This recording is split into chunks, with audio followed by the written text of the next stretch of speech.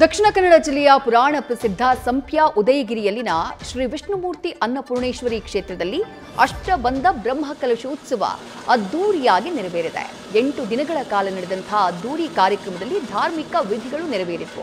ಈ ಸಂದರ್ಭದಲ್ಲಿ ವಿಷ್ಣುಮೂರ್ತಿ ದೈವದ ಒತ್ತೆಕೋಲ ನೇಮೋತ್ಸವವನ್ನು ನೆರವೇರಿಸಲಾಯಿತು. ಸುಮಾರು 120 ವರ್ಷಗಳಿಂದ ವಿಷ್ಣುಮೂರ್ತಿ ದೈವದ ಒತ್ತೆಕೋಲ ಈ ಕ್ಷೇತ್ರದಲ್ಲಿ ನಡೀತಾ ಇದೆ.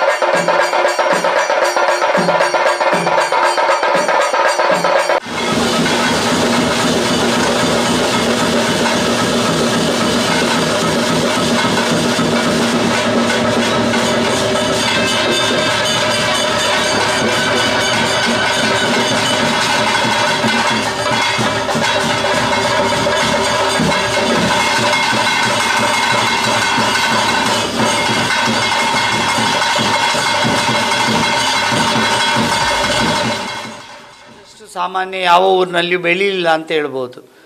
ಧರ್ಮದ ನಾಡು, ದೇವಾಲಯಗಳ ನಾಡಾದಂಥ ಈ ಒಂದು ಸೀಮೆಯಲ್ಲಿ ಸಂಪ್ಯದ ಈ ಉದಯಗಿರಿಯ ಮಣ್ಣಿನಲ್ಲಿ ತಾಯಿ ಅನ್ನಪೂರ್ಣೇಶ್ವರಿ ಮತ್ತು ವಿಷ್ಣುಮೂರ್ತಿ ದೈವದ ಸಮಾಗಮಕ್ಕೆ ಹಲವು ವರ್ಷದಿಂದ ನಿರಂತರವಾಗಿ ಇಲ್ಲಿಗೆ ಶರಣು ಅಂತ ಬರುವಂಥ ಭಕ್ತಾದಿಗಳ ಇಷ್ಟಾರ್ಥವನ್ನು ನೆರವೇರಿಸಿಕೊಂಡು ಬಂದಂಥ ಮಹಾಕ್ಷೇತ್ರವಾಗಿದೆ.